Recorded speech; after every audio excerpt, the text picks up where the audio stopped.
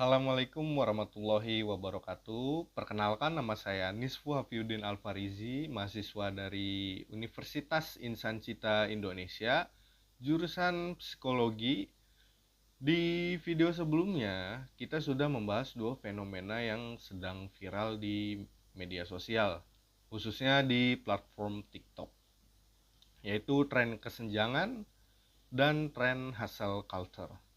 Nah, di video yang kali ini, saya ingin mengajak teman-teman untuk menyelami lebih dalam dampak jangka panjang dari kedua tren tersebut, serta bagaimana lingkungan sosial dan sistem otak kita terlibat dalam membentuk respon terhadapnya. Yuk, kita dimulai dari tren kesenjangan terlebih dahulu. Tren kesenjangan, kita akan membahas pendalaman dan studi kasusnya. Coba kita bayangkan, seorang remaja viral di TikTok karena kontennya yang hidup dengan kemewahan, hidup di apartemen yang mahal, dan banyak barang branded. Tapi ternyata semua itu hanya editan atau rekayasa. Bahkan barangnya pinjam atau sewa untuk kebutuhan konten saja. Saat akhirnya semuanya terungkap, remaja ini mengalami tekanan mental berat karena banyaknya hujatan dan merasa malu dan juga mungkin kehilangan identitas diri. Ini contoh nyata dari social comparison trap yang dipicu oleh media sosial. Banyak orang jadi takut ketinggalan atau FOMO atau fear of missing out, yang artinya takut ketinggalan. FOMO juga dapat memicu perilaku konsumtif yang berlebihan, di mana individu merasa perlu mengeluarkan uang lebih dari kemampuan mereka demi mengikuti tren atau aktivitas yang sedang populer. Hal ini sering kali dilakukan dengan harapan agar tidak merasa tertinggal. Justru dapat menyebabkan masalah finansial yang serius. Ketidakpuasan yang terus-menerus ini dapat menyebabkan siklus negatif, di mana individu merasa terjebak dalam persaingan sosial yang tidak sehat dan berusaha untuk memenuhi ekspektasi yang tidak realistis. Lebih jauh lagi, FOMO dapat mengganggu hubungan sosial yang nyata. Ketika seseorang lebih fokus pada apa yang terjadi di dunia maya, mereka mungkin mengabaikan interaksi langsung dengan teman atau sanak keluarganya. Koneksi yang kurang ini dapat menenangkan perasaan kesepian dan terisolasi, yang pada akhirnya dapat mengurangi kondisi mental.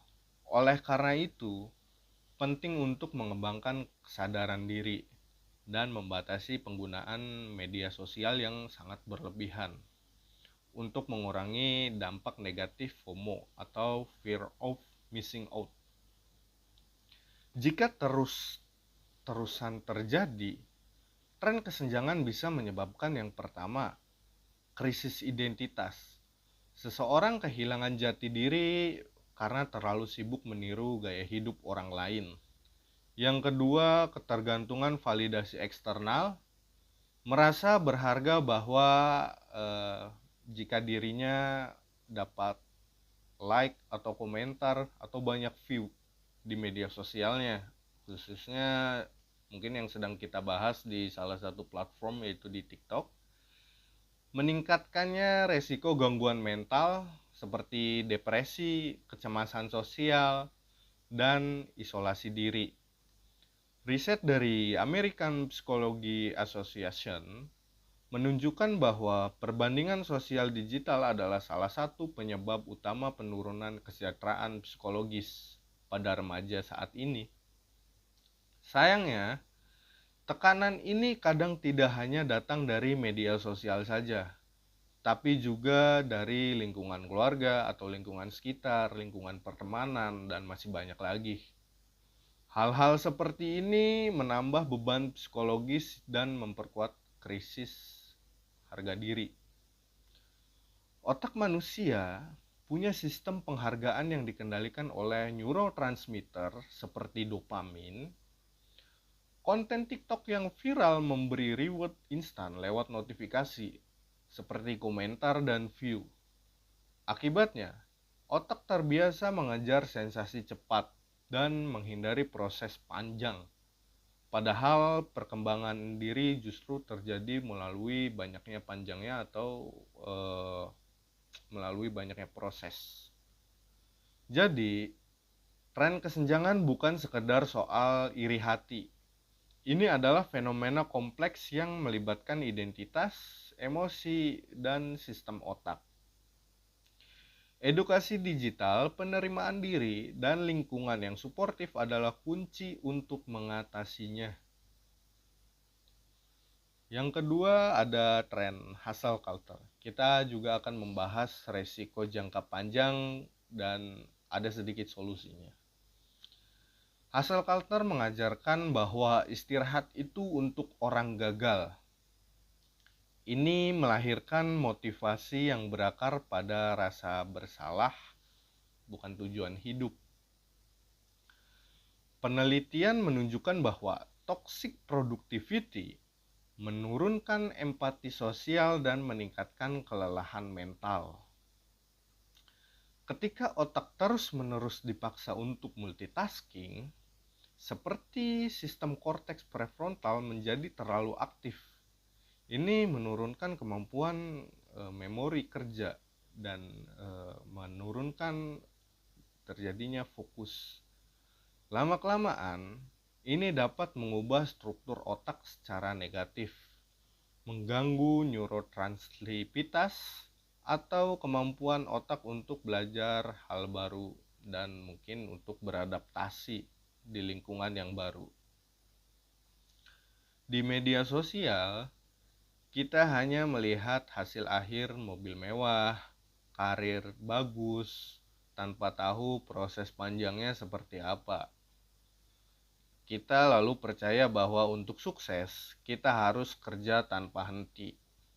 Ini adalah bentuk kognitif disonansi, konflik antara keinginan untuk sukses dan kebutuhan tubuh untuk istirahat yang bisa memicu terjadinya stres kronis. Salah satu pendekatan yang bisa digunakan adalah konsep self-compassion dari Kristin Neff. Yang pertama, kita bisa memaafkan diri sendiri saat gagal. Ketika kita gagal, jangan terus-menerus untuk mengejudge atau menghakimi diri kita sendiri. Kita bisa memaafkan diri kita sendiri saat gagal. Yang kedua, menghargai proses bukan hanya hasil.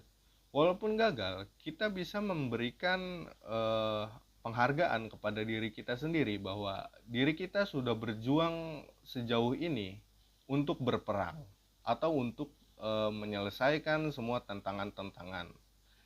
Selain itu, penting untuk menetapkan batas kerja yang sehat dan mengenali adanya sinyal tubuh. Praktik mindfulness juga bisa membantu melatih fokus dan melatih regulasi emosi. Kesimpulannya, sedikit kesimpulan, hasil culture sering terlihat keren. Tapi efek jangka panjangnya sangat berbahaya. Kita butuh narasi baru bahwa sukses itu bukan hanya soal kerja keras saja, tapi juga soal kerja cerdas, seimbang, dan sadar diri. Untuk penutupnya, terima kasih sudah menyimak video ini sampai selesai. Saya harap teman-teman bisa melihat bahwa tren digital seperti tren kesenjangan atau tren hustle culture bukan hanya hiburan, tapi punya dampak nyata bagi kesehatan mental kita. Yuk, kita mulai jadi pengguna media sosial yang lebih sadar, lebih sehat, dan lebih bijak. Kita tidak boleh mengikuti FOMO yang merujuk pada FOMO negatif, seperti ikut-ikutan atau hanya berpura-pura saja. Karena itu dapat mengganggu kesehatan mental kita ke depannya. Jangan lupa jaga keseimbangan antara kerja dan istirahat, serta tetap jadi diri sendiri di tengah dunia yang serba cepat ini. Apalagi di dunia sekarang yang banyak melibatkan digital, media digital. Saya Niswa Fiudin Alfarizi. Wassalamualaikum warahmatullahi wabarakatuh.